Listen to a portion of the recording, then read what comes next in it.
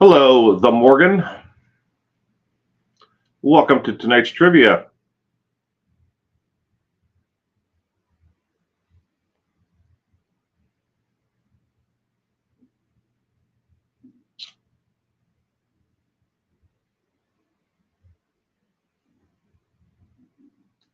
Doo, doo, doo.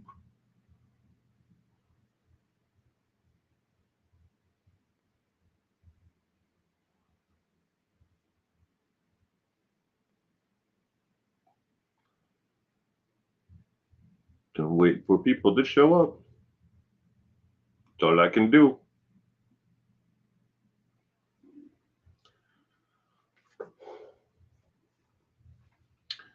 Good evening, Colleen. Welcome to tonight's trivia. I hope you and the Morgan both had a pleasant weekend.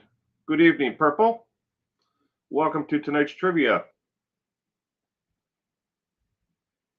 Hope you had a great weekend.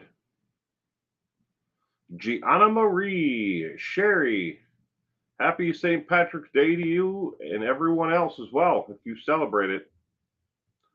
Nobody in my family actually celebrates St. Patrick's Day.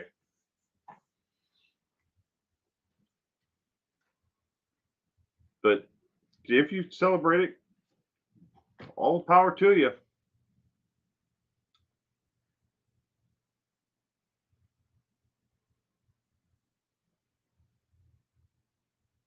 But I hope everybody, Gianna Marie, Sherry, I hope everybody had a great weekend. Never heard of this one, so should be interesting. Earle Leonard Nelson, American serial killer.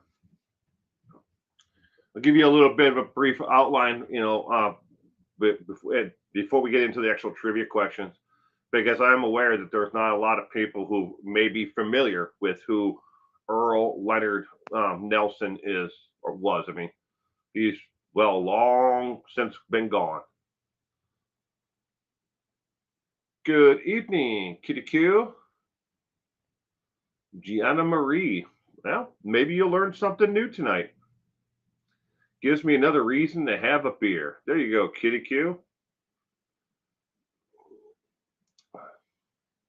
No, I was saying that most of my family, it comes from Ireland, but we don't celebrate St. Patrick's Day. But that's just our family. I mean, if you celebrate it, go right ahead. Doesn't mean anything to me.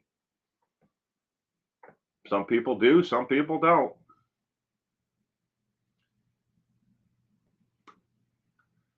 Got another minute and 30 seconds, and then we'll get this started. Minute and 30 seconds.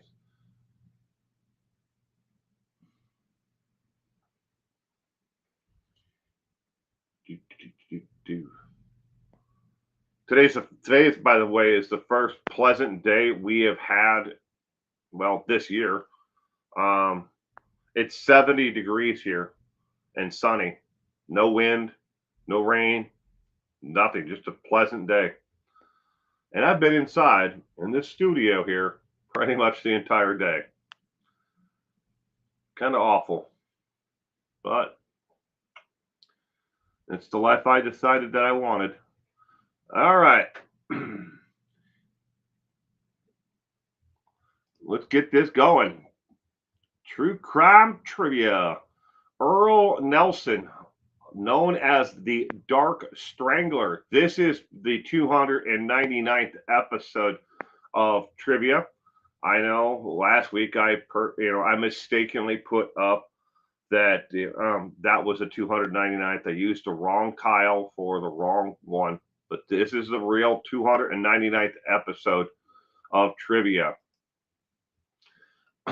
Brief outline for trivia for 2023. I encourage you to use whatever tools you have at your hand.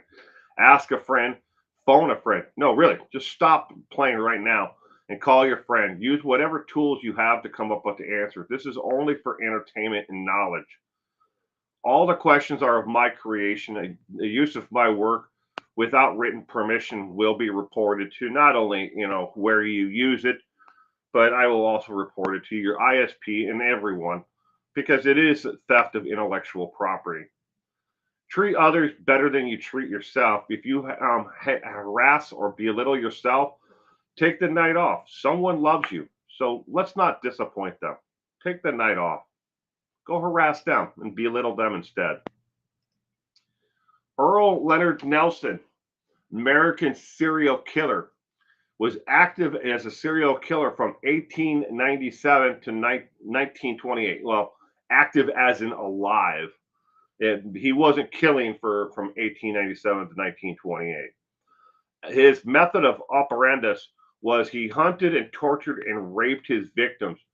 He was also a necrophiliac and practiced a form of witchcraft or black spirit casting on his victims before he killed them. That is who Earle Leonard Nelson is. Cement Shoes, member for 42 months, investigator. Good evening, Cement Shoes. 42 months now. Probably been longer than that, hasn't it? I thought it was. But thank you, Cement Shoes, for being a member for that long. But that is a picture of Earle Leonard Nelson. And here's the first trivia question is on your screen now while I try to put myself in my little window here. There I am. Cement Shoes, Kitiku, Gemma, whichever. I had some people actually try to correct me the other day in the comment section. I don't know if you saw them in the last live stream, Gemma, but somebody actually came into the comments and was correcting me on how I was pronouncing your name, and they said that I was saying it wrong, and that it's not Gemma, it should be Gemma. And I'm like, what? No, man, it took me a year plus just to get it right. But I hope you didn't see the comment anyways, because I deleted the comment. But the first question is on the screen. Earle Nelson had a lot of different nicknames while he hunted and killed. A few of those were the Gorilla Killer and the Dark Strangler. Which one from below is another nickname the media gave him? Was it A, the Christian Murderer, B, the Master P, C, the Camp Killer, or D, the Stickburg Murderer?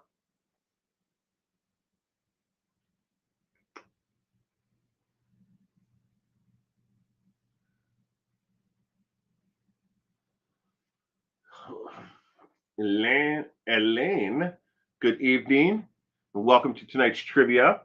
It's going with C. The Morgan is going with C. Gianna Marie is going with C as well.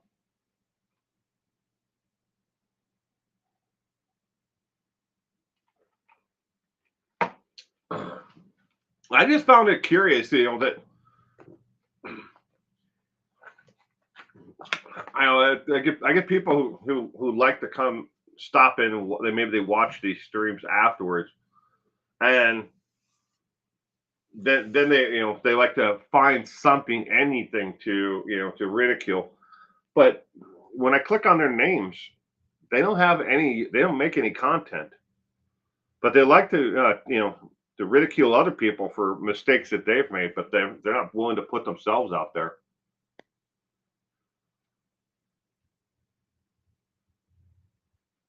Jster, going with A. Good evening and welcome to tonight's trivia. Steph, good evening. Welcome to tonight's trivia. Glad you both could be here with us tonight. Smoke them if you got them. Question number 1.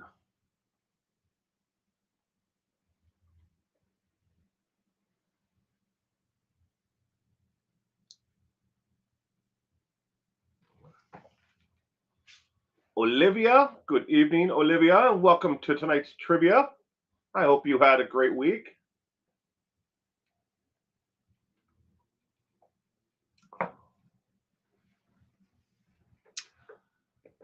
All right, question number one.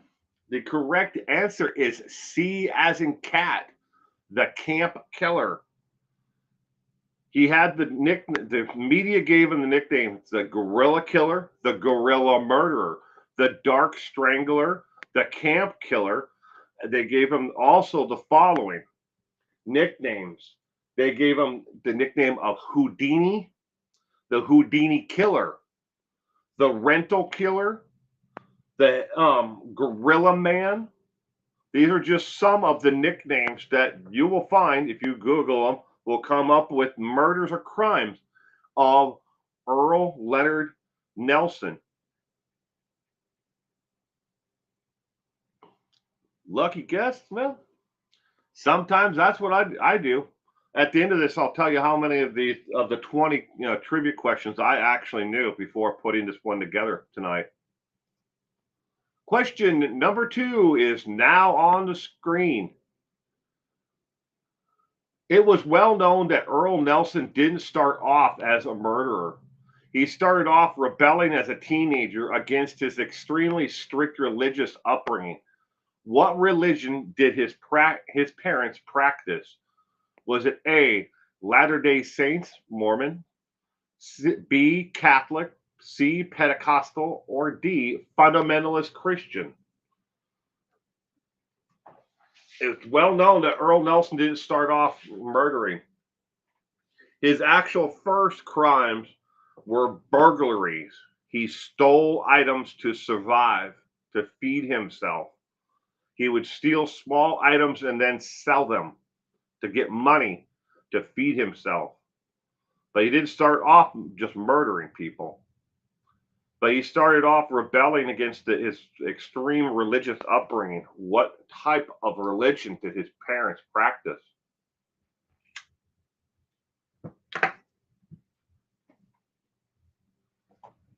The gorilla killer, the gorilla man, the gorilla killer. I still can't figure out why they called him gorilla anything. Kittiku is going with C. Gemma A. Gemma Marie A. The Morgan D. Sherry C. Purple is going with C. Cement Shoes is going with E. Jersey Shore Fan Club. Good evening, Mel. Welcome to tonight's trivia. I hope you had a great weekend.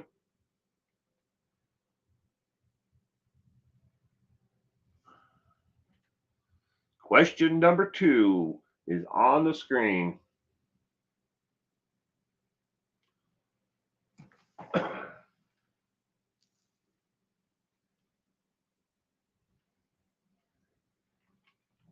Jster is going with C.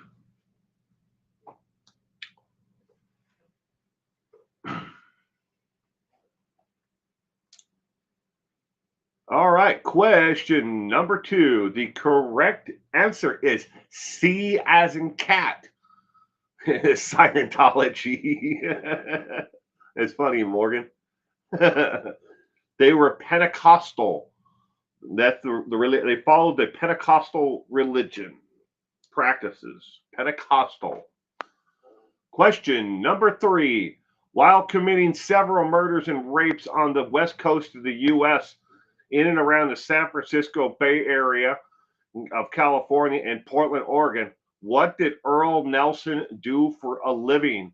Was it A, computer IT work, B, the mayor of New York, C, a day laborer farmhand, or D, a police officer?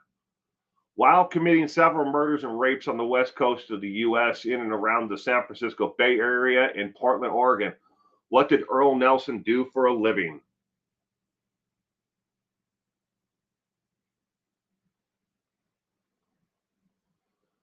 Kitty Q is going with C. Elaine D. Colleen. Good evening, Colleen. If I missed you before, I hope you had a great weekend. Colleen is going with C. Purple. C. Mel C. Sherry C. Nobody wants to go with B? Dance for spare change with a styrofoam cup.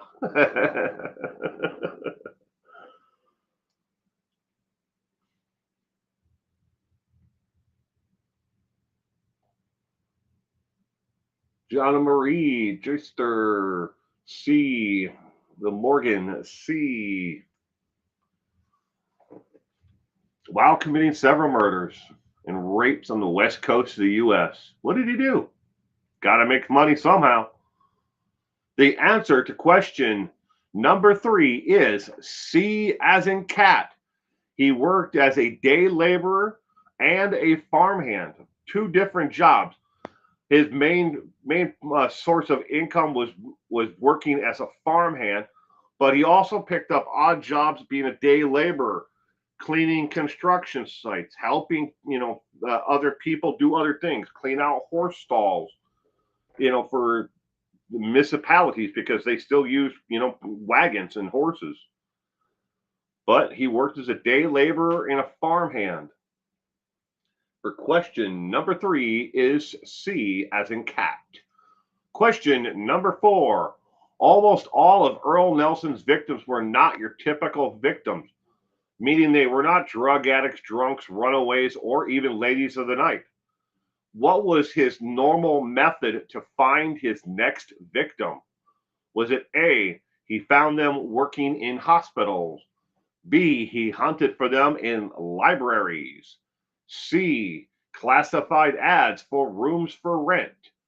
Or was it D, construction sites with Barry Morphew?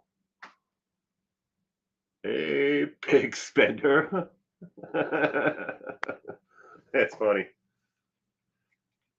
Kid Q's going with C. So is Mel.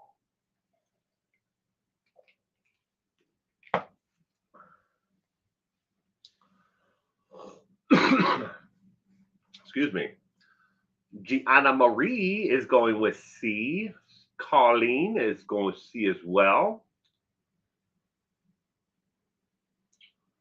Sherry's going with C.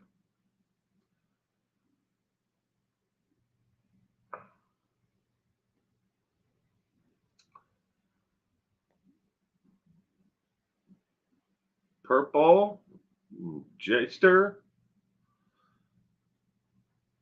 is going with C. E.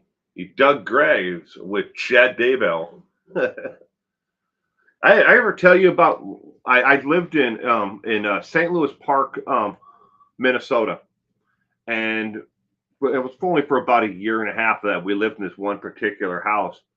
But we had a crazy ass neighbor who used to work at the local cemetery, and they couldn't employ him anymore because he couldn't figure out how to use a backhoe. So he practiced every day digging graves by hand with a spade and shovel in his backyard because he was convinced eventually they were going to hire him back when they realized that these stupid backhoes weren't able to dig graves as well as he could.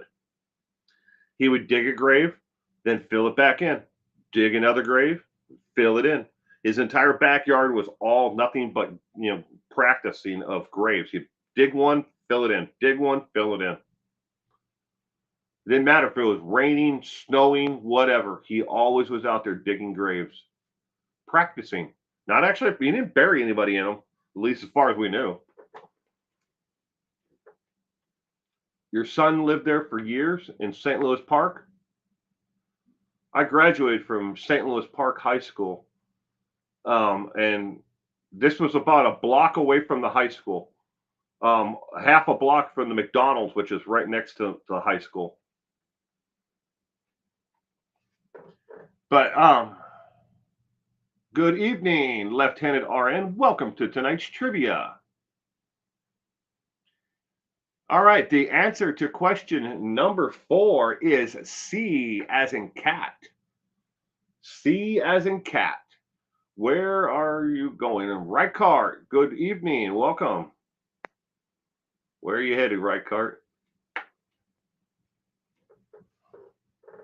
I lived all over the Twin Cities area. Lived in St. Paul, across the train tracks from the Capitol. Lived in Edina, St. Louis Park, Hastings, shit.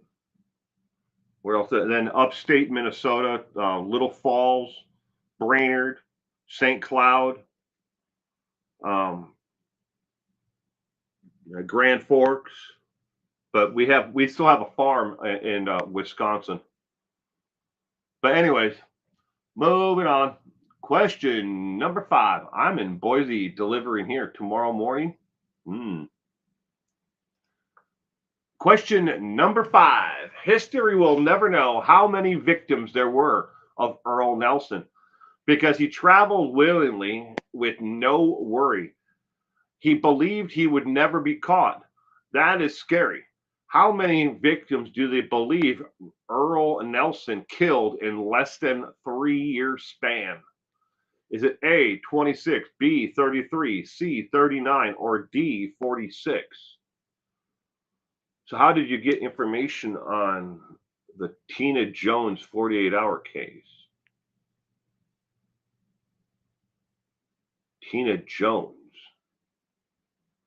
I'm not ring. It's not. That's not ringing a bell for me, Jester. Jaster. Sorry, Jaster. Not ringing a bell for me. Tina Jones, the name.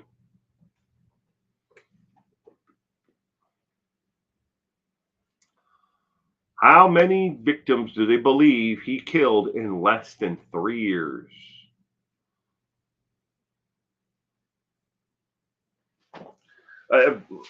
I'm terrible with remembering names. It's hard enough for me to keep up with it, just the ones that are here. Mel's going with C. Gianna Marie, A. Smith Hughes is going with 144,000 from the Book of Revelations, the Chad Daybell and Lori Vallow reference. Do they believe it's throwing me off? So I'm going with D.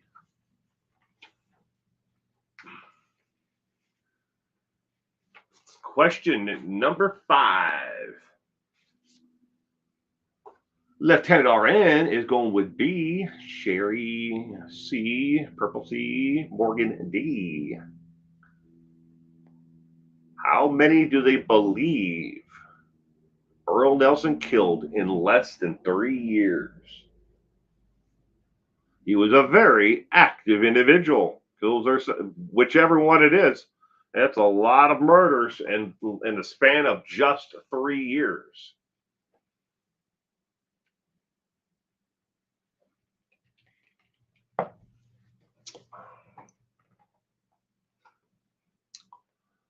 Question number 5.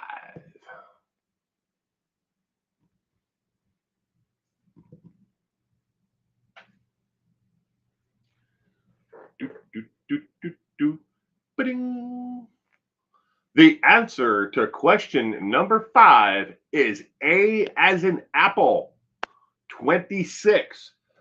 They believe his total count is as high as maybe 37, but 26 is what they believe he killed. Now, of the 26 murdered victims, not all of them have been confirmed to have been committed by him. That just the MO, the method of operandus, matches the way that he did it. You know, how he found his victims, who he killed, where in the circumstances around it. Freaking Barry Mountain Lion Morphew. I would called him the landlady killer. Yeah, oddly that they never did call him that. That is a good point though, Mel. You would think that's why, but not all of them were landladies though. Not all of his victims. Majority, but not all. Question number 6. So good old Earle killed a lot of women.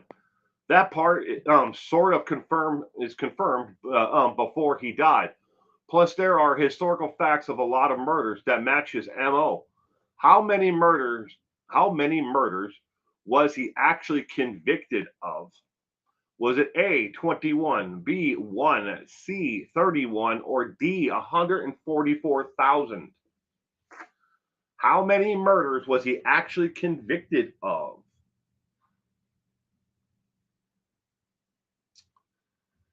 Freaking Barry, Mountain Lion, Morphew.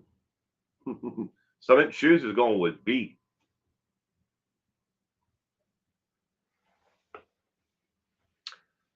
Earle Leonard Nelson.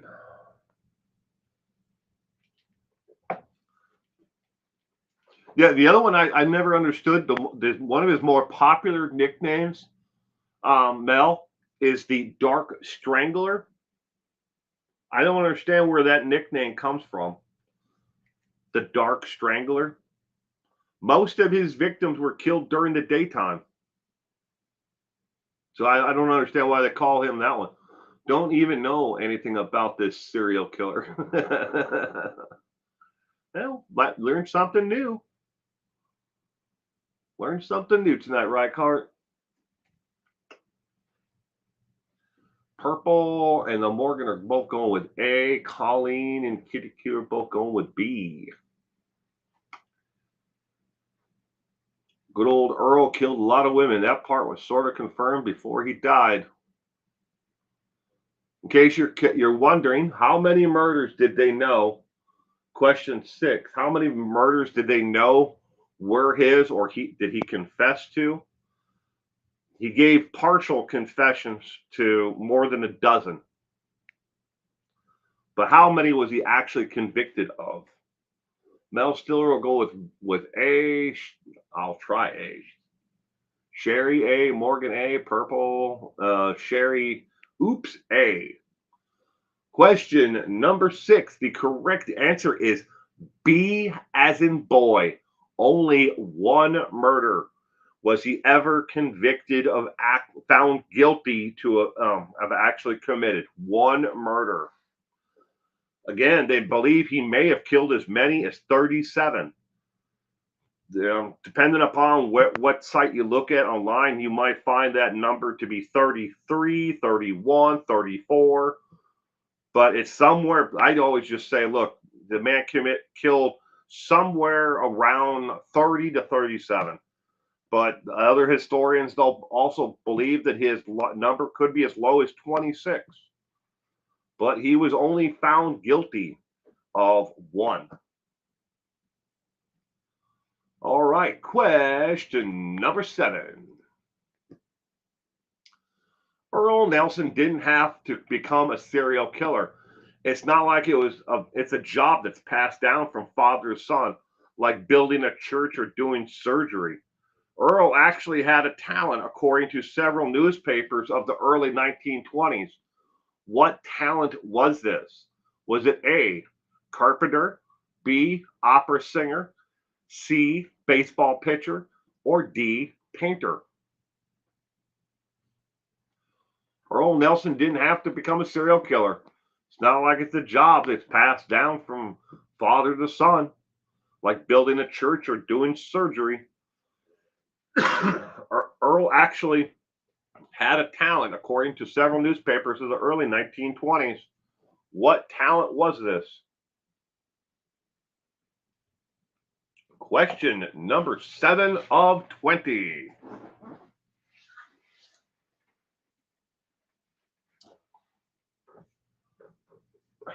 Earle Nelson.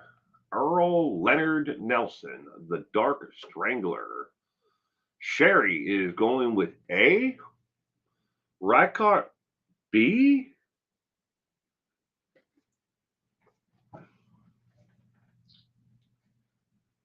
Mel A. Colleen D. Purple C. Gianna Marie D. Kitty Q question mark C. What was his talent? The Morgans going with D as well. Question number 7 of 20.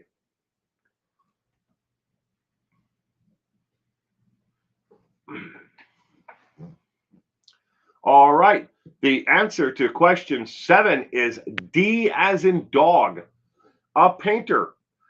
He was not only a house painter, but he painted a lot of things. And what his talent was, and gave him his talent in painting, was he was able to come up with unique color palettes that were not readily available on the open market.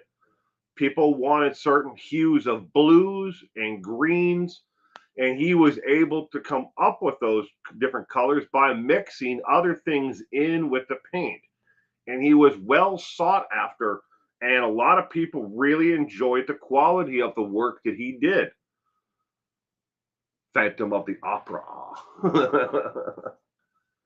Earle Leonard Nelson was a talented painter, but it's not just houses. He painted buildings, like actual businesses, inside and out. He painted houses inside and out as well. But he gave up his job and his career in painting for a life of crime instead. Question number 8. Stop me if you've read this MO before. He hunted women, had uncontrollable rage, beat every victim before he killed them, and bound every victim. Loved to screw with the police afterwards. Who from this list, besides Earle Nelson, does this MO fit?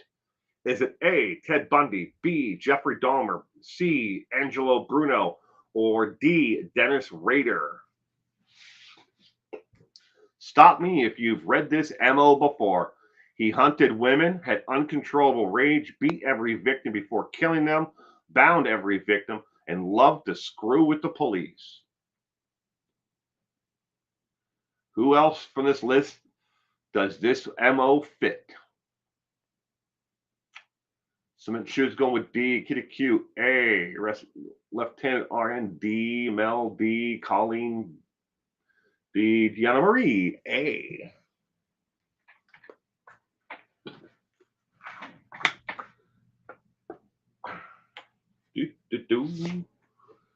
Uncontrollable rage. He beat every victim before killing them, and he bound every victim. D, the Los Angeles Raiders.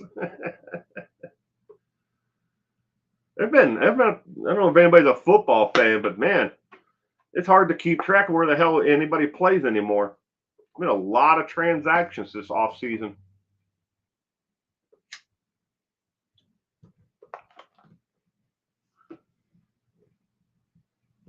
Morgan is going with A.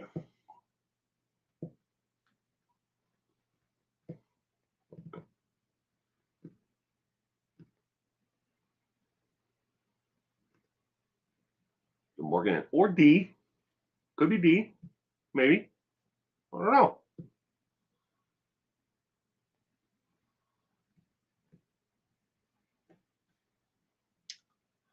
Stop me if you've read this before. This MO before. He hunted women, had uncontrollable rage, beat every victim before killing them, bound every victim, and loved to screw with the police afterwards. Who does this MO fit? Ladies and gentlemen, the correct answer to question number 8 is A as in apple, Ted Bundy. Ted Bundy hunted women. He had uncontrollable rage. He bound every victim. He beat them, and he loved to screw with the police afterwards. That is, in a nutshell, that is the same MO for Earle Leonard Nelson is the same one for Ted Bundy. Dennis Rader comes in, would be the next one, but Dennis Rader didn't bind all of his victims, and nor, even though he was the bind, torture, kill one, he didn't bind every one of his victims.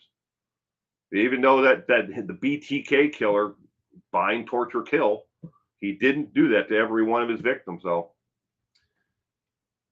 But all right, question number 9. Just because you haven't heard of Earle Nelson before tonight, it doesn't mean people aren't interested in studying his crimes. Which type of serial killer was Earle Nelson categorized as being in the 1920s? Ladies and gentlemen, we are looking for the definition of where he was and what he was classified as in 1920s, not today. 1920s, okay? Was he A, thrill killer, B, an opportunity killer, C, a demand killer, or D, a psychological killer? Where was he categorized as a serial killer in the 1920s? What type?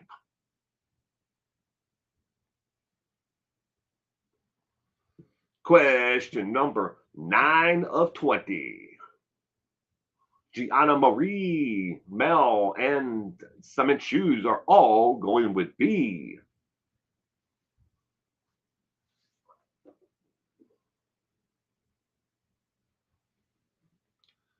Right card B. Thinking about it. Colleen B. Kitiku B.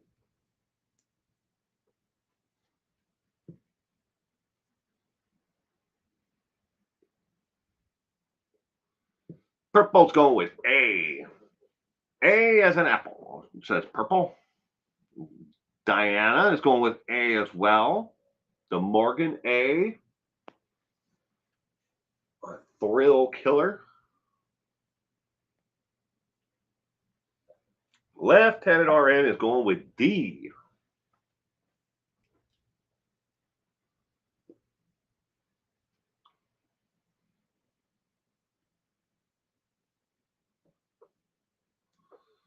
Question number 9. The correct answer to question number 9 is B as in boy, opportunity killer. He was classified as an opportunistic killer in the 1920s. But psychology has updated that to he would be more of a ritualistic killer today than any other type of killer here in the 20 aughts, whatever. But question number 10. What year did Earle Nelson catch his first arrest and felony conviction, sentenced to do his bid at the famous San Quentin State Prison? Side note, it wasn't even for murder, rape, or torture. Yet I know it's shocking. What year did he catch his first felony conviction? Was it A, 1920, B, 1919, C, 1915, or D, 1921? What year did Earle Nelson catch his first arrest and felony conviction? Sentenced to do his bid at the famous San Quentin State Penitentiary. Question number 10 of 20. Simon Shoes and Kitty Q are both going with C. Left-handed RN is going with C as well.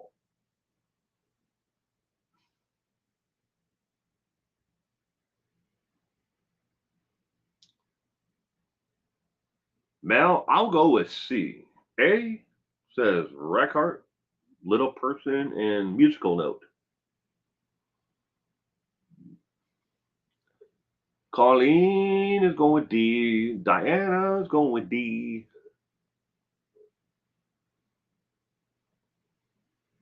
Blame it on my roots. I showed up in boots. Did my bid at San Quentin State Prison.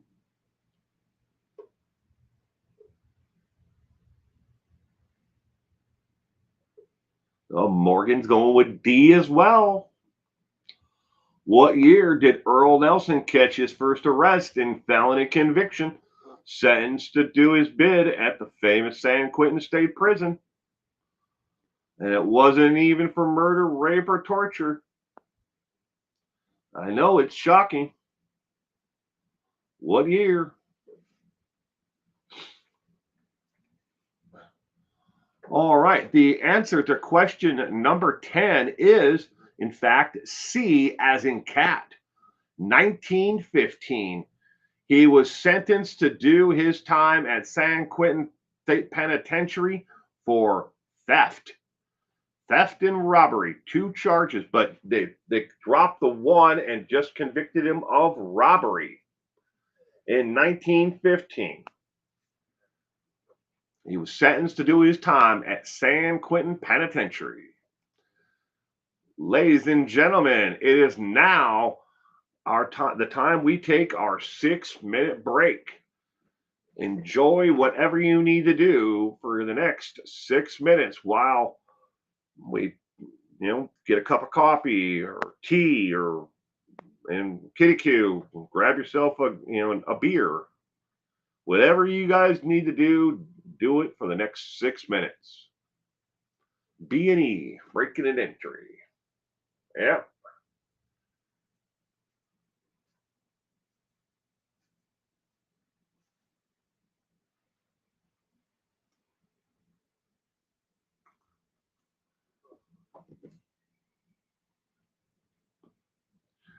Break time. Yeah, boy. Make yourself some dinner. Rock Carson, Boise, Idaho, tonight. Boise's a pretty place. I love the area. I don't think I'd want to live there, but I mean, it's still pretty. If you're thinking about relocating and dropping everything and moving to someplace, Boise's a pretty nice place to live. Plenty to do, especially if you're interested in doing outdoor activities, water sports, hiking, mountain biking, whatever you want to do outdoors. There's a lot to do in Boise. Skiing, ski resorts nearby. Pretty place. Flava Flav. Flava Flav with his big old clock. Flava Flav, boy.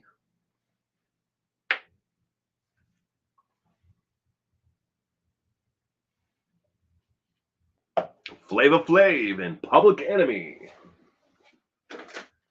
Which I have Public Enemies, Apocalypse 91, The Enemy Strikes Black. And that's Flava Flav in the red right there with his clock. Flava Flav with a clock and his top hat. He always wore that top hat and clock. And this is a cassette tape. I don't know. For you young people, this is another media that your parents and myself and others used to listen to music on. Flava Flav, Public Enemy.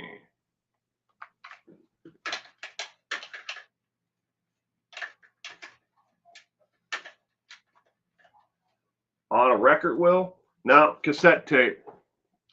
I don't have any rap on vinyl. I've got cassette tapes though. I mean, it's not the only thing I have on cassette. I've got Led Zeppelin, their second album, Led Zeppelin, the self-titled album, Houses of the Holy by Zeppelin, In Through the Outdoor by Zeppelin, you name it.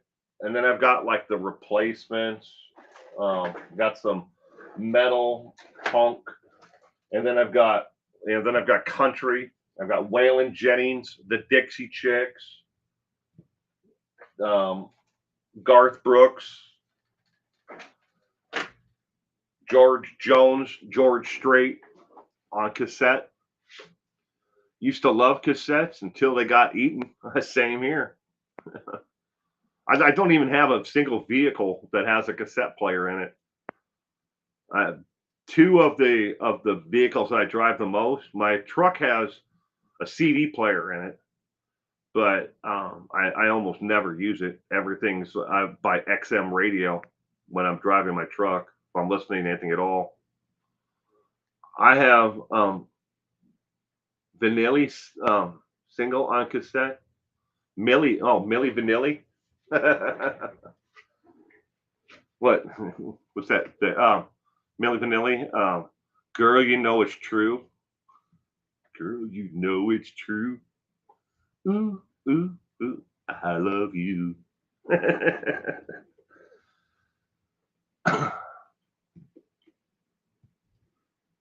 1 minute left of our break. 1 minute.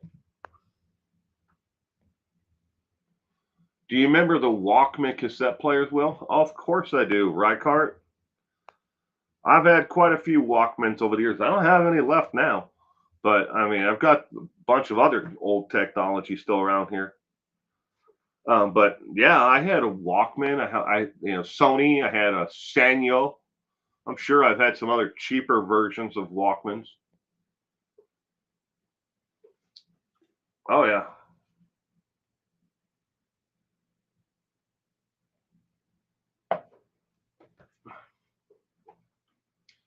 One of my Mustangs has the cassette player. My wife's her 65 Volkswagen Bug doesn't even have a radio. It has the radio delete. It's a actual metal plate where you could buy a radio, but it still has that radio. The radio delete. It's like a metal thing that bolts in there from the underside of the dash. Your dad's truck has an 8-track player. That's cool. I have some 8-tracks around somewhere. I can't remember where they are. I know I have like a whole bunch of them. I was attacked by 10 guys to take my Walkman cassette player after school. Oh man, that sucks. All right, ladies and gentlemen, we are back. Question number 11 is going to be up on the screen in just a second, but I want to tell you about next Saturday's. I mean, not Saturday, Sunday. Next Sunday's trivia night. This will be the 300th trivia night that I have done. 300 trivia nights. And next week for the trivia night, I'm inviting people to actually come on live and answer a trivia question. The first 10 questions, then normally we have our break, we're going to do the first 10 questions are going to be normal. And then the following 10 questions are all going to be with somebody coming on the live stream with me. You don't have to have your camera on, and I will give more instructions, between now and next Sunday on how to do it. And then you're going to come on, and the whole thing is going to take less than 3 minutes of your time. I'm going to read you the question. It'll be displayed on the screen, and everybody else can answer the question as well, just like normal. But the only difference is instead of me being on the screen, it's going to be me and you. And that when you're on screen, the question will disappear for the audience. So I'm going to read the question, then I'm going to invite someone on to answer the question with me. This is next Sunday. So question 11 through 20 will all be with somebody else on screen with me. And what you see on the screen, I won't be in my little window. It'll be 50-50, me on one side and you on the other side. If you decide that you want to be on. Again, you don't have to have your camera on, but I will give instructions on how the whole thing will work between now and next Sunday. But I hope you can all join me, and I hope somebody takes part in it. If nobody does want to come on screen, up on the live chat, I'll just read the question as it is. And we'll just do the whole night, all 20 questions, just like normal. All right, question number 11 is on the screen right now. Earle Nelson had a pattern for getting the heck out of Dodge when things became too hot. What did he do over and over again to get away? Was it A, enlist in the military? B, got a job on a cargo ship? C, dressed like a woman and just left? Or D, he called his friends on the Jersey Shore for bus ticket money? Okay, well, you can't see it when we remove my bus fare. So what did he always do when things got too hot? Was it enlist in the military, get a job on a cargo ship, dress like a woman and just leave town, or call his friends at the Jersey Shore for bus fare? What did he always do when things got too hot and needed to get the heck out of Dodge? So Morgan, I'll be there. Alrighty. And like I said, each one, it'll take about 3 minutes. I read you the question, you answer the question. If you answer the question right away, great. Then we'll just chat for the next 2.5 minutes, whatever it might be. Good evening, Lemon Pie. Welcome to tonight's trivia. Earle Nelson had a pattern for getting the heck out of Dodge when things became too hot. What did he do?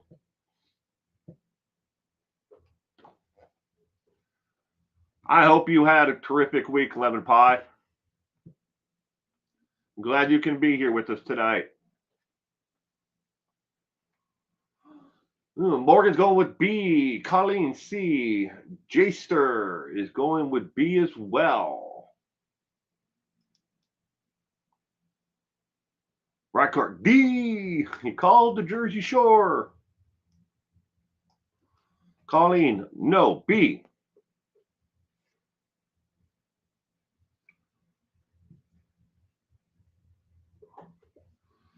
Earle Nelson. Earle Leonard Nelson. American serial killer. What did he do when things got too hot and he needed to get the heck out of Dodge? What did he do?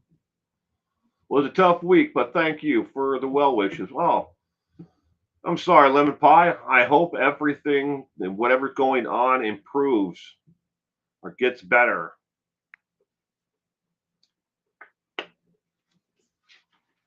But B makes more sense. Says Mel.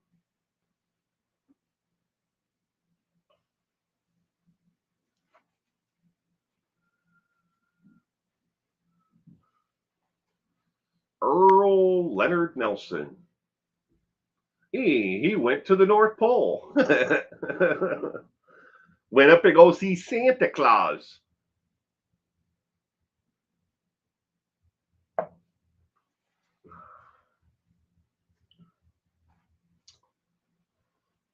Question 11 of 20. What did Earle Nelson do when things became too hot and he needed to get the heck out of Dodge? What did he do?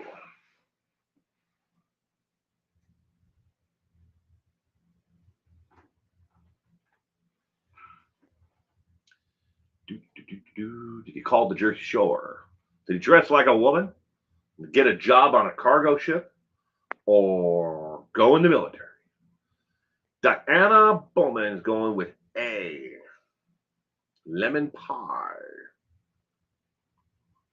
To visit Santa and Superman. Is that where Superman's lair was? Was the North Pole? Kind of, I got a visual of like an ice cave or something, but I don't know if that was Superman or his villain, the Lex Luthor or whatever. It was Gene Hackman in the movie, and the visual that I have. Jumped into the Chad's porthole. All right, question 11. The correct answer, you all might be surprised by, but the answer is A as in apple. He enlisted in the military. He did this 4 times that have been confirmed.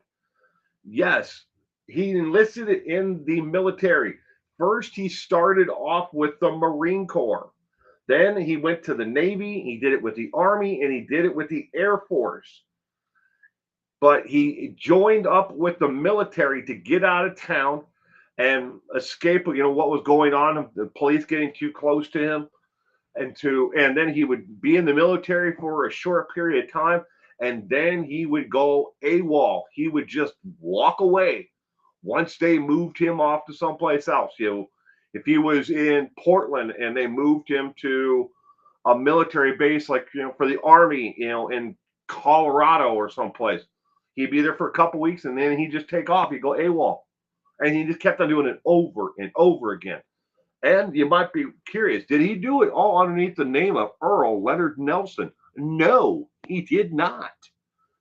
He did not do it all underneath Earle Leonard Nelson. Back then, it was a lot easier to assume a new name and identity.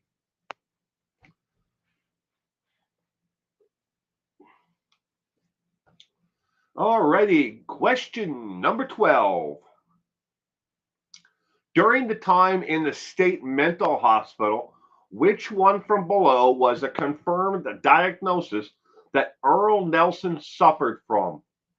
Was it A, paranoid delusions, B, manic depression, C, bipolar disorder, or D, aggressive delusional grandeur? He wanted to be all you can be in the U.S. Army. He was a man of many names. Yes, he was.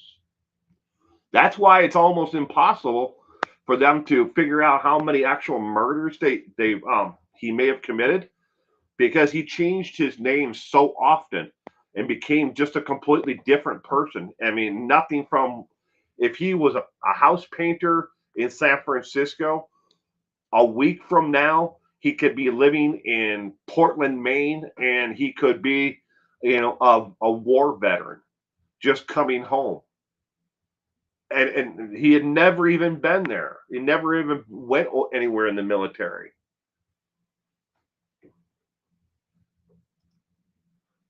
Beatlemania. Diana Marie D. Reichardt is going with B. Beatlemania. Colleen is going with B. Kitiku is going with D. Question number 12 of 20.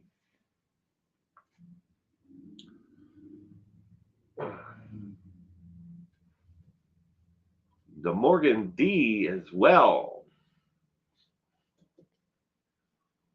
During his time at the state mental hospital, which one from the below was a confirmed diagnosis of Earle Nelson suffered from? The correct answer to question 12 is D, as in dog. Aggressive delusional grandeur.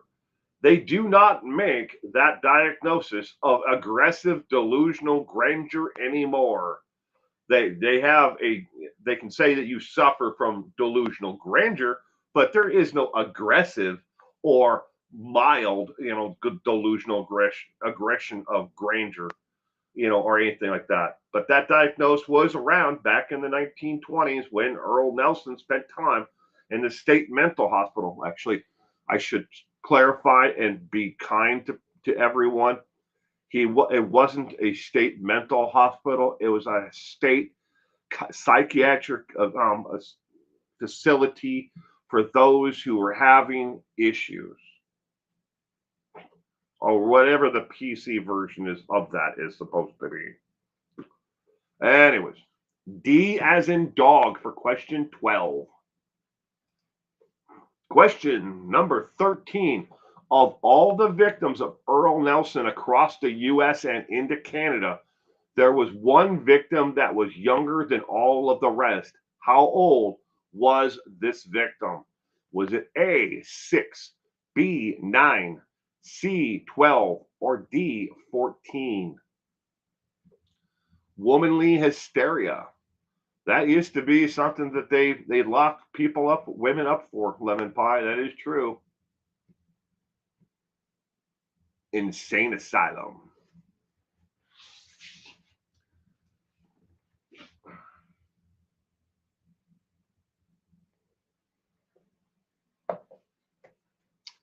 Ooh, it's lemon pie, purple, was C. Cement shoes, Gianna are going with D. And Mel, C. Kitiku, D. Reichardt, C. Question mark. Yeah, maybe C. I don't know.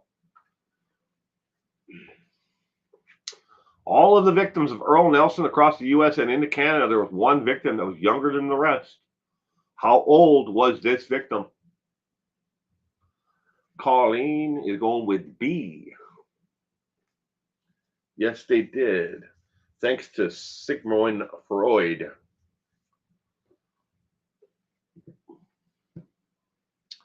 Psychology is very interesting. The Morgan is going with C, question mark, question mark. Double the question marks of Reichardt. So the Morgan is thinking, I really don't know.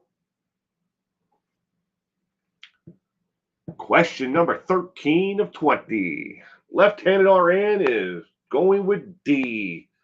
Ladies and gentlemen, the correct answer to question number 13 is D as in dog.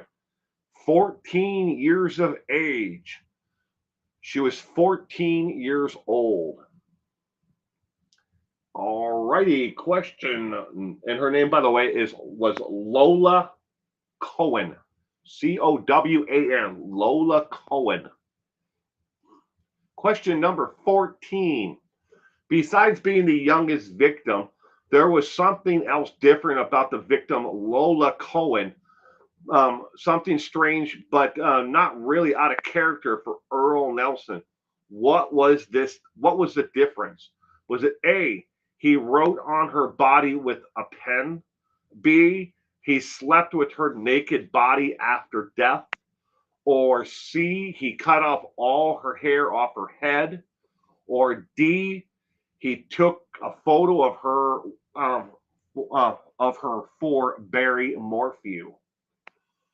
Question number 14 of 20. Besides being the youngest victim, there was something else different about Lola Cohen. Something strange, but not really out of character for Earle Nelson. What was the difference? Oh, well, so much for my guessing powers. Kitty Q's going with C and one question mark. Just one. Lemon Pie A, Cement Shoes D, Lieutenant RN B, Gianna Marie B. I'll put myself back in my little window now that we can see the complete answer for possible D. That's my last name. Cohen. Oh, I hope this wasn't a relative of yours. I'd have to actually Google what year it was that she was murdered. Reichardt's going with the Mountain Lion. The Morgan is going with C. Mel is going with B. Tina Jones, Illinois.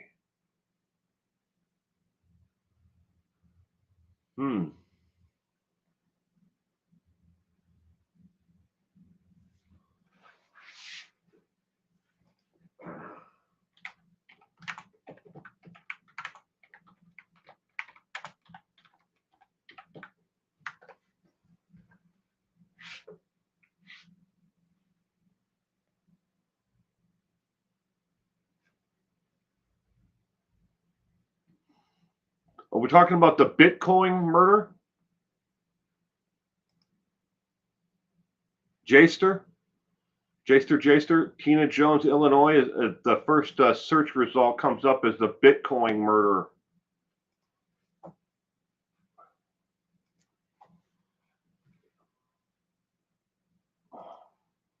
Boop, boop, boop, boop, boop. Studio.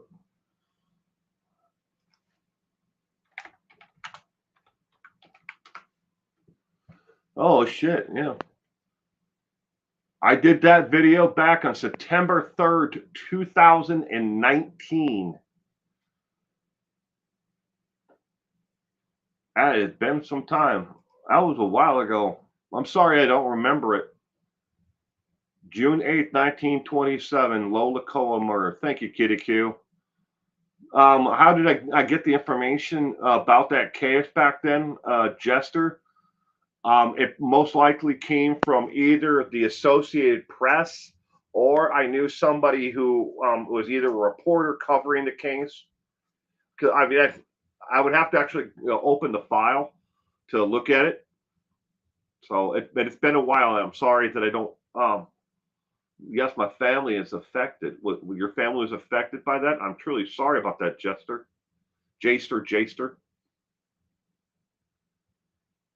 Truly sorry that the crime has reached in and affected your family in any way at all.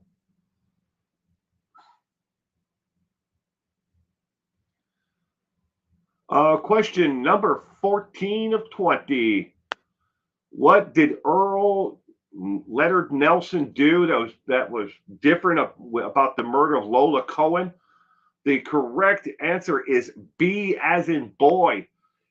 Not only did he murder her, he stripped her body naked and then laid her down on his bed, and then he took a nap with her dead body there on the bed.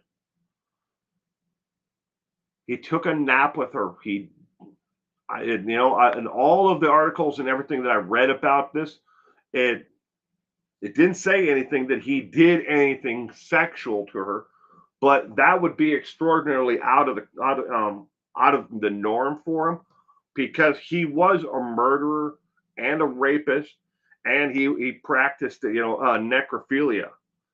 So I mean, would it be out of character for him to have had sex with a dead person? No. A dead 14-year-old? No. That all would have been within character for him though. But he stripped her body naked and then slept with her. All right, question number 15. Was it ever proven that Earle Nelson killed any men or young men under the age of 18? A, yes. B, no. C, yes. D, no.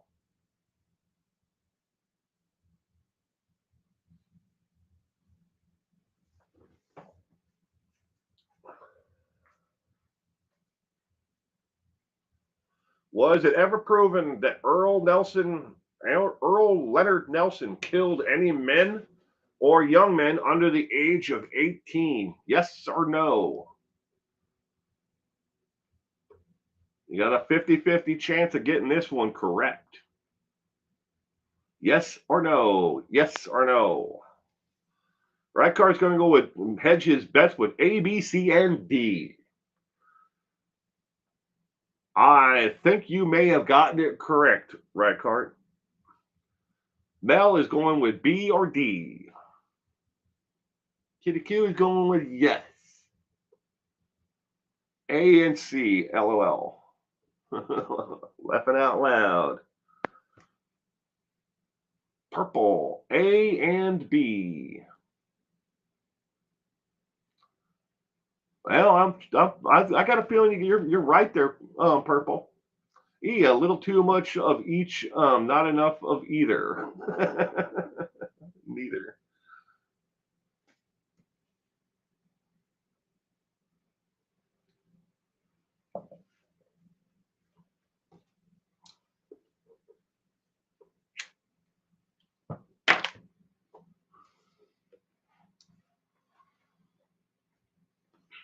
Was it ever proven that Earle Nelson killed any men or young men under the age of 18? The Morgan is going with A and B. I'm pretty sure you're correct there, Morgan.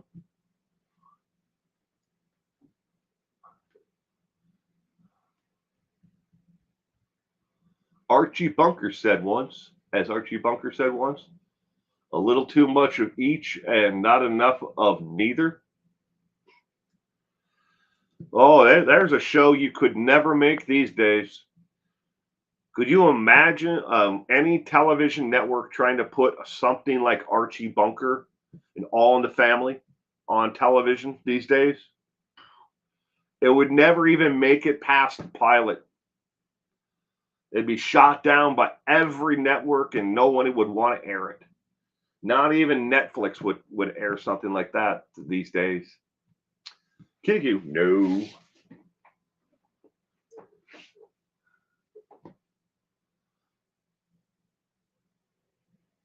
Back when I was a kid, I used to watch Archie Bunker, all in the Family. I used to also watch the Jeffersons too. Moving on up to the top.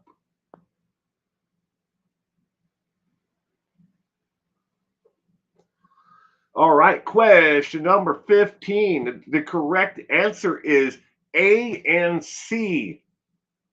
If you answered A, you got it correct. If you answered C, you got it correct. A or C? Yes. It was proven that he did commit at least 2 murders that of men, males, but the rest of them were all female. Archie Bunker would call his son-in-law Meathead. Yeah, that was that Rob Reiner?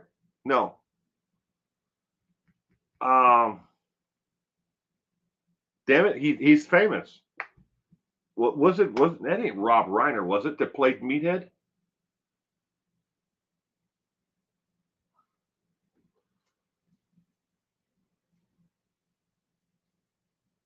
Well, I was wrong again, says Mel. Rob Reiner, the Jeffersons. Oh, he got in trouble with his wife. There was a spinoff of the Jeffersons too. Yes, Rob Reiner. And just think how long has Rob Reiner been around in the motion picture industry? I mean, obviously not as long as Andy Griffin, not Andy Griffin, but oh man, not Dopey. The kid who played on the Andy Griffin show. But you all know who I'm talking about. Anyways, moving on. Question number 16. June 12th, 1926, Earle was out of money. He sold off the last of the stolen goods he had. He was still short on the cost of a train ticket. What did he take? What job did he take that for the day to earn enough to cover the train ticket? Was it A, a stripper in a gentleman's club? B, a stripper in a gay club? C, a janitor for a new police station grand opening? Or D, a photographer for a newspaper? Opie, correct, Cement Shoes. Thank you. Opie, that is, well, he's a director now. Him and his brother. His brother was an actor, or still is. Oh, I'm sure. Autocorrect Opie to Opus.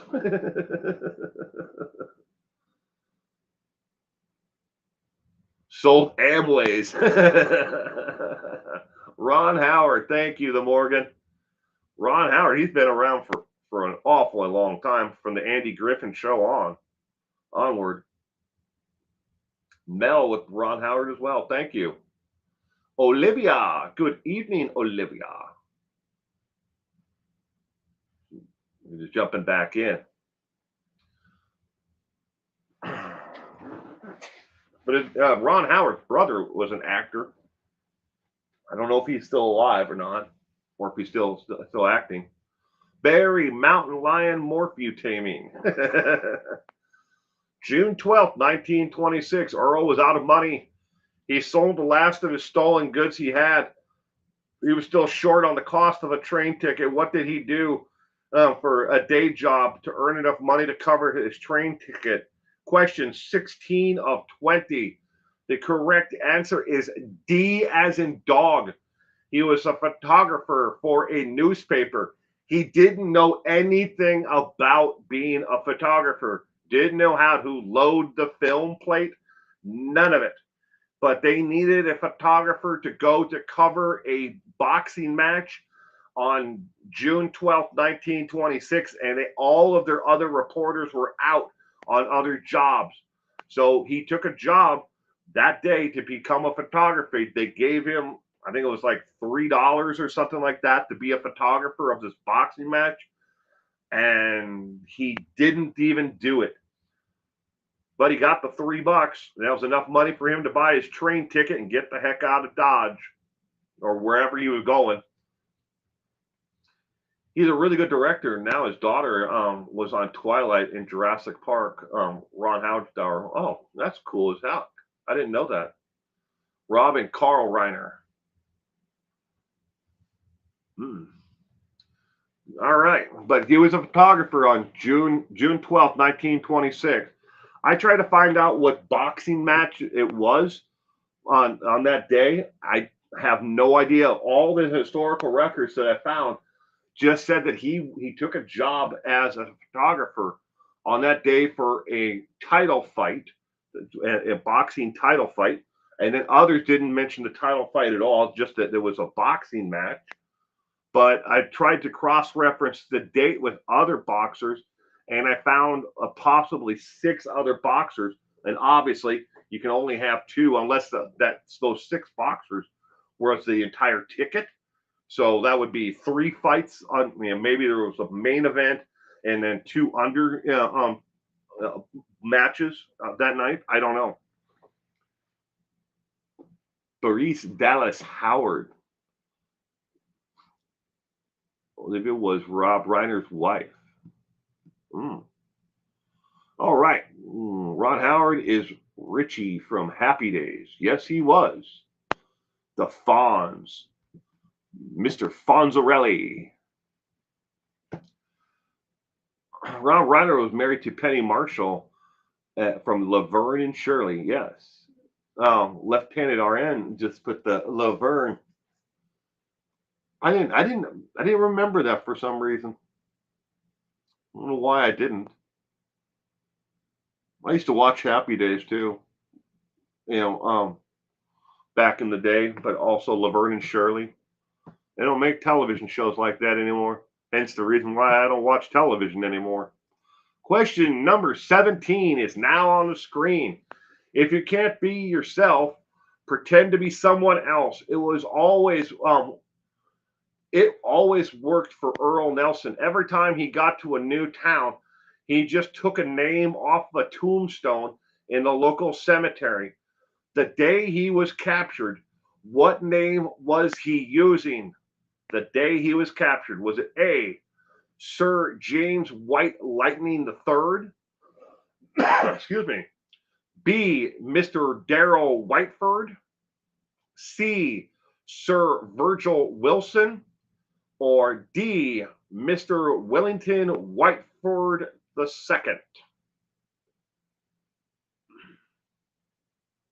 Slick hair, Fonz. Somewhere in my collection, I've got one of the Happy Days records with Fonzie on the front of it, giving the old thumbs up. I have that around somewhere in my collection. I can't get to the ones on the left hand side. I got another box in front of them, and I'm pretty sure it's not on the right. Kittiku is going with C, lemon pie. B, Lieutenant RNC. Gianna Marie is going with B. D sounds good, says Reichardt.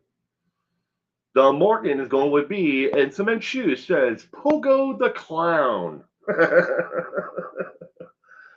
The old John Wayne Gacy, Pogo the Clown.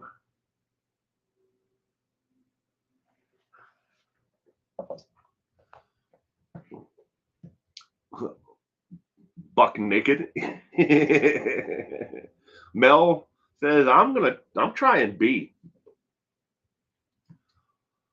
Got to a new town. That was the first thing he did. If he got there by train or by however he got there, wherever the town would be, the first thing he would do is find the local cemetery and pick a name. He did it over and over and over again. And he would just get new records, or whatever he needed to get a job. Ron Howard's daughter is named Bryce Howard, huh? Purple is going with B.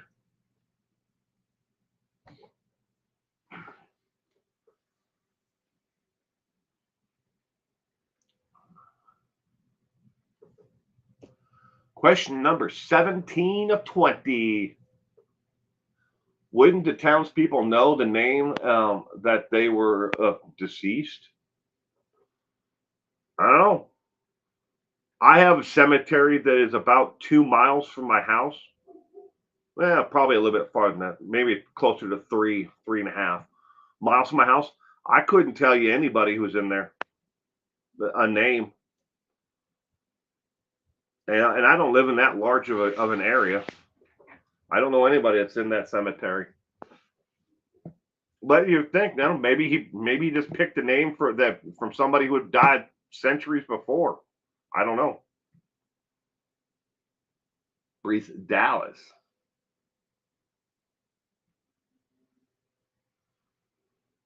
But I don't know, Lemon Pie. It's a good question, though. You would think that somebody might have caught on to it, but it wasn't on YouTube or anything. So you never know.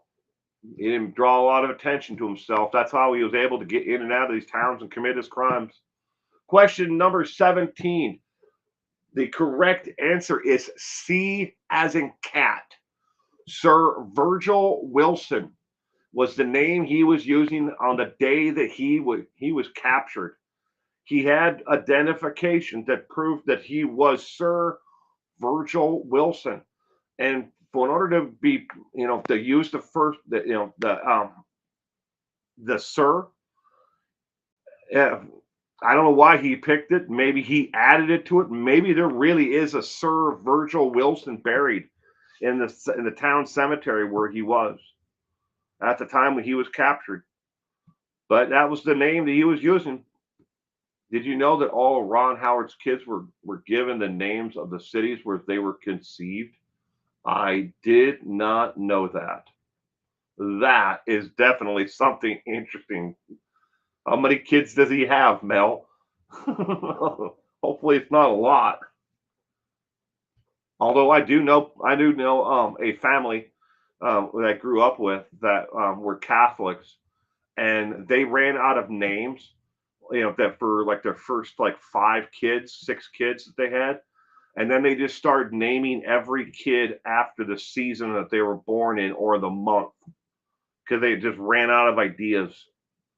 So like the first 6 kids all have like names like Samantha or Robert and stuff like that, normal names, and then they started naming them autumn, spring, fall, and stuff like that. And I even growing up, man, as a teenager, I was like, can you just stay off of her? I mean, come on. I think they had a total of like 10 kids. Might have been more than that. They had a huge house, and there were two kids to each room. So there were 6 bedrooms. No, 2, 3, 4, 5, 6. 6 bedrooms on the second floor, and then downstairs off of the family room, there were 2 more rooms. So there are 8 bedrooms total. 7 that the children are in. So maybe they had even more than that, because I know there were 2 kids to each and every bedroom. So that would have been, if there were 7, 14. Then they had 14 kids. Damn. I never sat down and actually thought about it. Well, big ass house. So I used to go over there and hang out with their kids. I mean, I grew up with like 2 of them in high school, but they had a pool. And when you live in the desert and somebody has a pool, an in-ground pool, you're instantly one of the most popular individuals, especially in this area. All right, question number 18. During his trial on 2 counts of murder in the first degree for Currier and Patterson, along with other charges, he had 60 witnesses testify against him, including his ex-wife. How many of the 60 witnesses said Earle Nelson was insane? Was it A, just 1, his ex-wife, B, 59 of the 60, including his ex-wife, or was it C, 60 of 60, or D, his ex-wife and his own attorney?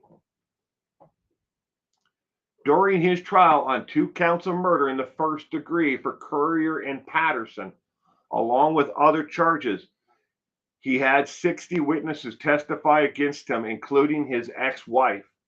How many of the 60 witnesses said Earle Nelson was insane?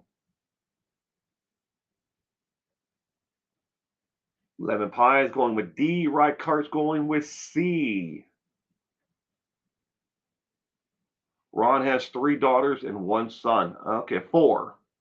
They named them all after the cities that they were conceived in. Interesting. I have never thought of doing that myself. Then again, I only have the 2. 1 daughter and 1 son.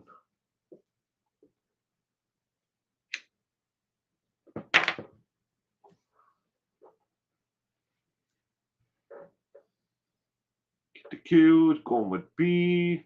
Record C. The Morgan B. Gianna Marie A.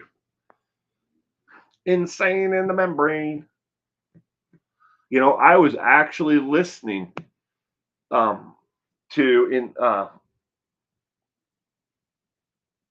was listening to Dr. Greenbud today. Insane in the Membrane. It reminds me of the band, but Dr. Greenbud. That's Cypress Hill, in case you guys are not familiar with what I'm talking about, and Reichardt's comment. Insane in the Membrane is Cypress Hill, band, rap band, back in the day. But I was listening to Dr. Greenbud today. Wait, I'm going with D. Sorry, Kitty Q says.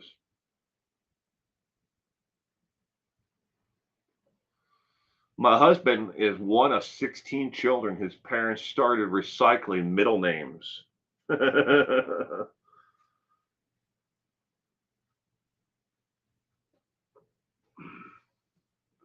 family name, they had to have it, well, 14 at least. 14 kids. I couldn't imagine. I mean, I thought my family was big. I had 5 sisters. You know, well, my brother, 2 older sisters, then me, then 2 younger sisters, and then we had another sister that was kind of married into the family, and we still consider her a sister anyways, but she didn't grow up with us our entire lives. I mean, but I thought our family was big, but not in comparison to having 14 or 13 siblings or 16. I couldn't imagine trying to support that many kids, though. During his trial on 2 counts of murder in the first degree for Currier and Patterson, along with the other charges, he had 60 witnesses testify against him, including his ex-wife. How many of them said that he was insane? Question number 18 of 20. The correct answer is D as in dog.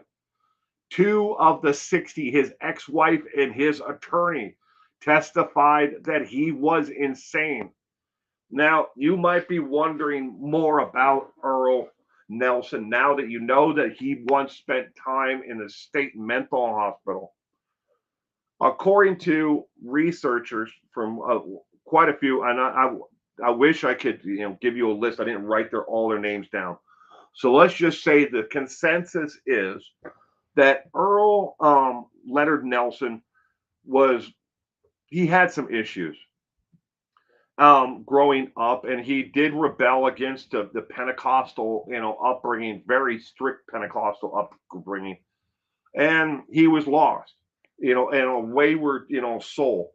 But it wasn't until later on when he got a head injury that he really changed drastically from being, an all right individual into the violent, a-hole he would become later on.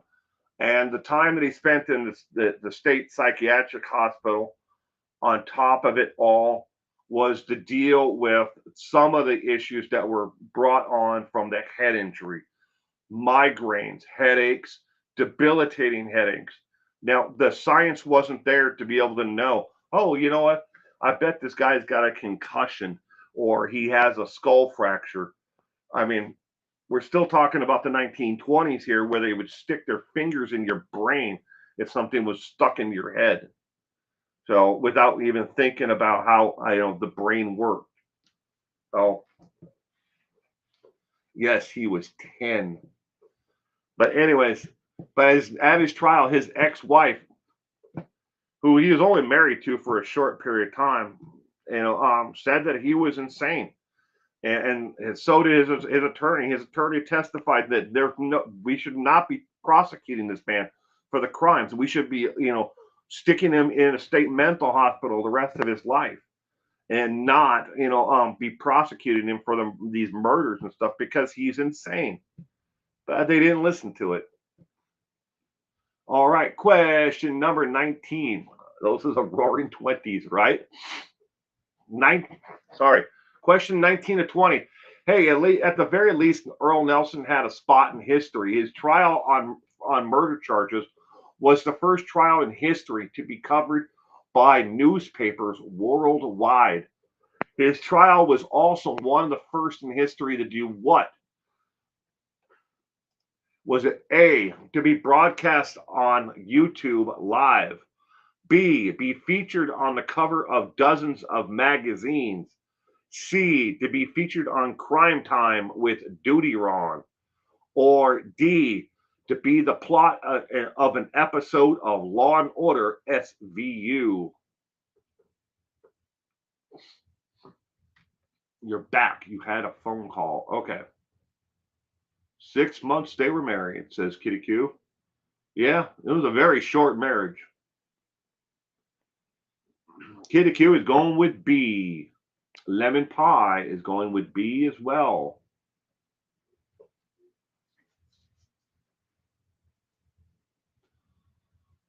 I know, Kitty Q, I'm not sure just how long the marriage was, but I know it was less than a year. So 6 months sounds good enough to me.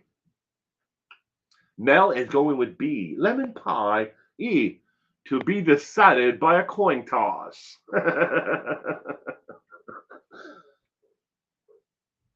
The Morgan is going with B as well. Record A and C. Being broadcast live on YouTube and on Crime Time with Duty Ron. If y'all don't know what Duty Ron's channel is about, I highly suggest you check it out. I love the content that Duty Ron puts out. Duty Ron is a retired New York City detective, law enforcement officer, okay, from New York. He's retired, and he brings a lot of forensic specialists and other former officers to talk about the cases of the day, that are going, trials that are going on, along with experts. And it's spelled just like I have it there on the screen. Dutyron, Dutryron. The first to be more boring than Chad Daybell's books. Question number 19 of 20. Put myself back in my little window now that you guys can see the word SVU. Sorry, wonderful people, but I have to go. Thanks for doing this, Will. Mel, you have a terrific week ahead, and thank you very much for being here with us tonight. You stay safe out there. Left-handed RN is going with B as well. Question number 19 of 20. The correct answer is B as in boy. To be featured on the cover of dozens of magazines. Earle Leonard Nelson's trial was covered worldwide. Over 100 different newspapers carried the story on the front page of the paper every day as the trial went on. Every day, worldwide. So not just 100 newspapers in the United States, in London, in France, Germany, it was everywhere. It was worldwide attention was being paid to the case of Earle Leonard Nelson. I always want to call him Leonard Nelson for some stupid reason. But anyways, but on top of that, dozens of magazines covered the story at the same time, and he was on the front page of them all. All right, question number 20 of 20. Memorialized in the media in 1942, Alfred Hitchcock was looking for inspiration for his next movie when he remembered the crimes of Earle Nelson. What movie would be based loosely on his crimes, calling the crimes the director's dream inspiration? That is a quote from Alfred Hitchcock. He called the crimes of Earle Nelson and the inspiration for his movie the director's dream inspiration. Was the movie A, The Birds, B, Psycho, C, Shadow of Doubt, or D, North by Northwest?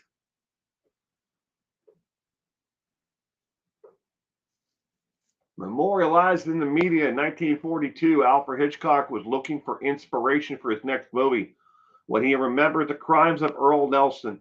What movie would be based loosely on his crimes?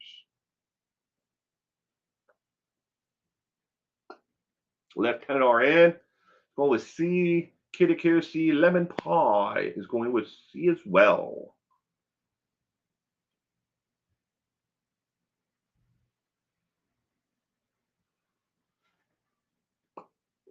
De Morgan is going with C as well.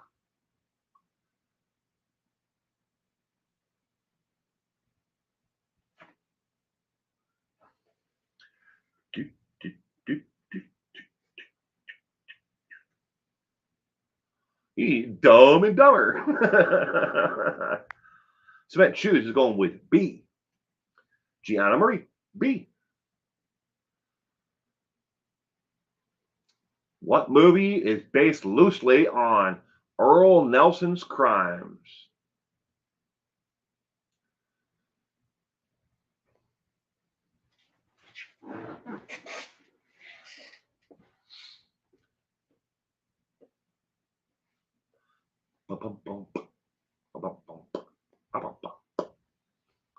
Alrighty, ladies and gentlemen, the correct answer to question 20 is C as in cat.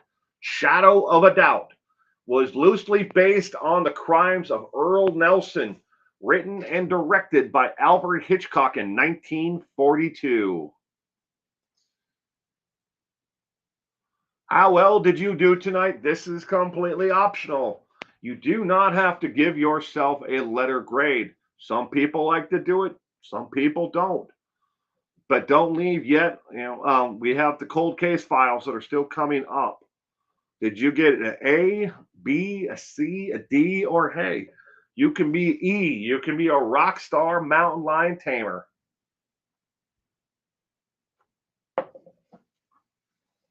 All right.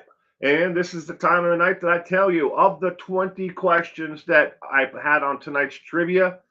Before putting this together, I knew exactly 4 of the 20. 4 of the 20. I would have gotten myself a good old fat D as in dog. Alfred Hitchcock and his classical movies, they were kind of like the classic Twilight Zone episodes. Oh, I love the Reichardt, the classic Twilight Zone with Rod Sterling in black and white. Oh, I love those episodes. Oh man, that is my pie right there, my cup of tea. Oh my God, another B. I'm going to get an A at least once.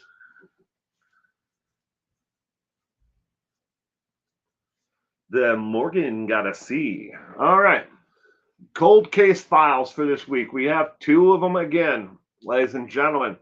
The first one is John Philip Dudding, age 59, has been missing since January 28th of 2023 from Willow Springs, Missouri.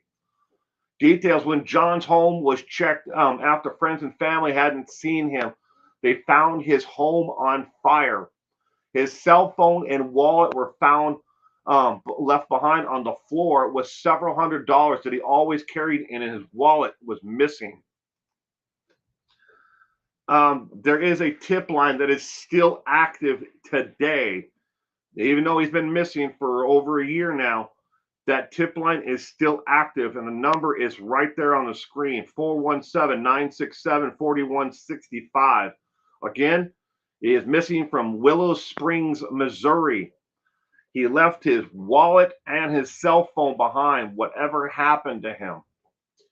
All right, next, more information about him. His friends and family, he always helped them out. He was a homeowner. He owned land, and he had everything going for him. They do not think he would willingly walked away from his life. There has been a lot of speculation that he may have done something to himself because he was either under the influence of drugs or alcohol. But according to a close family friend of his, he had no history of substance abuse or mental health issues. Something else that may help you, clue into what may have happened to him is he always wore a cowboy Western style hat. Not always a cowboy hat. There's another style called a frontier hat that he often wore as well. He always wore Wrangler jeans and square-toed work boots. He, in his past, if he did just walk away from his life, something that you can look at for possible if he's out there working, he's decided to dump his life and walk away from everything. He always did manual labor his entire life, either a ranch hand, construction, or auto mechanic. He is well versed in all three of those, at ranch hand, construction, and a mechanic. There is a possible connection to his disappearance. I cannot confirm this, and I cannot stress this enough. This is not confirmed. This is a tip that was left online on several different sites for people who are looking at on Facebook. There's a group looking for him, put up by his friends. But this is a four-door tan car, 1980s model with red interior, possibly either a Plymouth, Buick, or Chevy. And again, that car and that tip is not confirmed, but it is something that they've talked about and have shared. Different makes and models of cars that could have been made in the 1980s that would have fit that. But that is an unconfirmed tip. Again, the tip line is still open, and it is, again, 417-967-4165. Law enforcement and his family do not believe that he willingly just walked away from everything. His home, his life, his work, everything. He just left it all behind. They don't believe that this happened to him.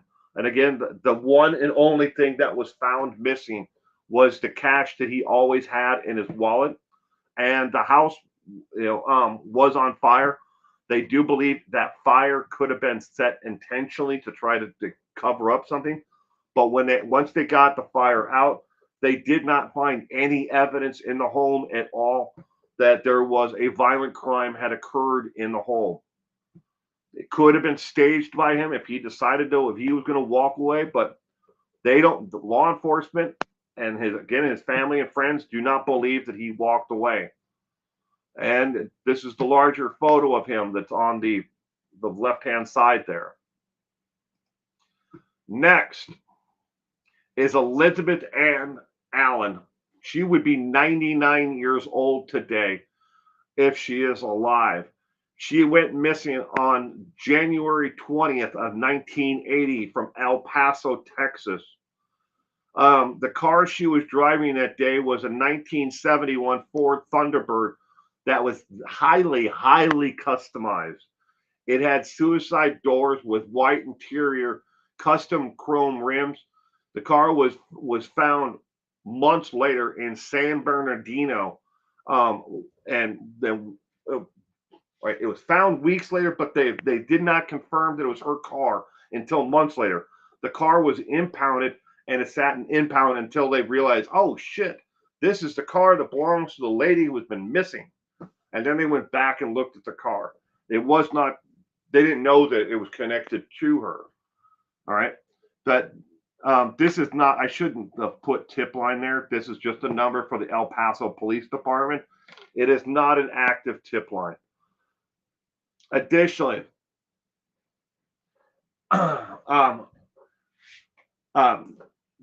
likelihood is that Elizabeth Ann Allen was murdered the day she disappeared. She was a widow who was dating a man that many people knew only by sight. They knew that that's the guy who's dating her, but they didn't know his name.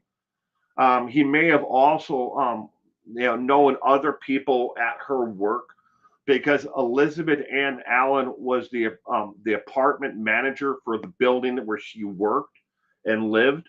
So she lived there and she worked there. Now, this apartment complex had 50 other tenants at the time. There were several vacancies in the building, but she may have had breakfast with this gentleman caller that morning that she disappeared, but they don't know for sure. Clues that might help you solve this case, or you might know something about. Again, I understand this is from 1980, but there's some very unique things here that have never turned up ever. And if somebody killed her or did away with her, they may have given these things to someone. Maybe they took them as a trophy, but then they gave them to a girlfriend or a wife or a daughter or somebody else. Whoever drove her car to California used her deceased husband's credit cards to purchase gas. It couldn't have been the man she was dating who drove the car to California, because the car was found while he was still in town and he hadn't vanished. So they believe that lead to the man she may have been dating is most likely not the person who took the car there. Of course, again, he could have paid somebody to move the car from El Paso, Texas to California and dump it there. 3 custom pieces of jewelry have never been recovered, and these are very unique, individual, custom-made pieces of jewelry. There are no photos of them because they were custom, one-of-a-kind items. A custom gold and opal ring with a custom silver wristwatch, and on the band of the wristwatch, just the note from the receipt says custom engraving of roses on the silver wristband. The engraving, but also there is a pendant that she always wore. She never took it off, according to her friends and family. And the pendant had her husband's initial, her deceased husband, initials along with hers in a row around a rose itself in the pendant. But none of this jewelry has ever shown up in a pawn shop. It's never been, anywhere that, in the secondary market where, law enforcement would have been notified. But again, she has been missing since January of 1980. So, but the car, again, that's just 2 different versions of the 1971 Thunderbird. Her car was very custom done, and in case you're wondering, the car was actually customized by her deceased husband. One of the last things that he had done for her was that custom car the way she wanted it. Of her wearing them, no, Kitty Q. That there's no pictures, at least that I could find online, of any of the jewelry. Even in the photos that are used online, they show her, wearing earrings. They show her wearing, a necklace. You can see the necklace itself, but the pendant itself is tucked in underneath her blouse. So even those photos of don't show that actual pendant. Her pictures look like from the 1950s, 1980s. Some people latch on to certain dress hairdos, and they keep them their entire lives. I know, my grandmother, I mean, when she passed away, she still wore, what they call it, a beehive hairdo. She just that was what she always liked. She stuck with it until she died. Where the car is now, well, the car was found in San Bernardino, but once they finally connected it to the missing person, they went through the car, and the only thing that they found on the seat in the car of any kind of evidentiary value was receipts of somebody using her dead husband's credit cards for gas in Arizona and again in California, and those receipts were on the those receipts were on the seat, the driver's seat. The credit cards were never found. The rest of his wallet from and other things that anything of evidentiary value was never found in the car. And that the car was later returned to the family back in Texas. Oh,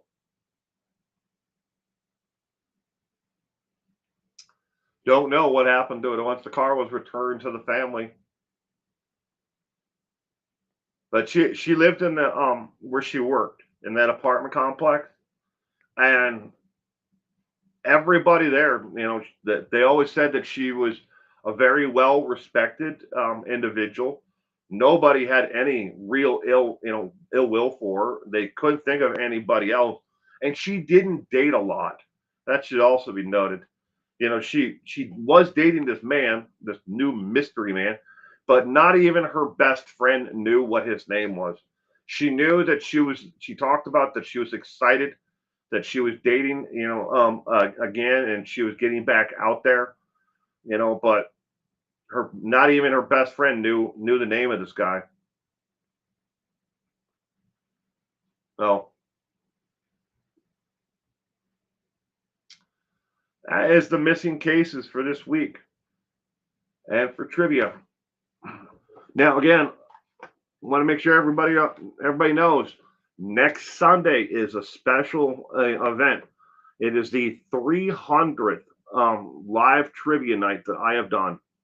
300. That's an awful lot of trivia. I can't think of anything else I've done 300 times. How strange the way she went missing. Yeah, I would bet that there are prints on the seat scooter back thing our rear view mirror. Just odd spots for people to forget to wipe down. Sad case. It is. And I don't think they ever dusted it for prints or anything. I don't. At least I don't know. I mean, they may have Kitty Q. Looked in the rearview mirror. I mean, how often do you clean your rearview mirror in your car or truck or whatever? I can't think of the last time I adjusted mine. I mean, but I always do when I get into my wife's car because we're different size. So I'm a lot taller than my wife. So yeah, you definitely have to adjust those things when you get into a new car. Are the questions next week on random killers or yes, KDQ, but they're serial killers, well-known serial killer cases.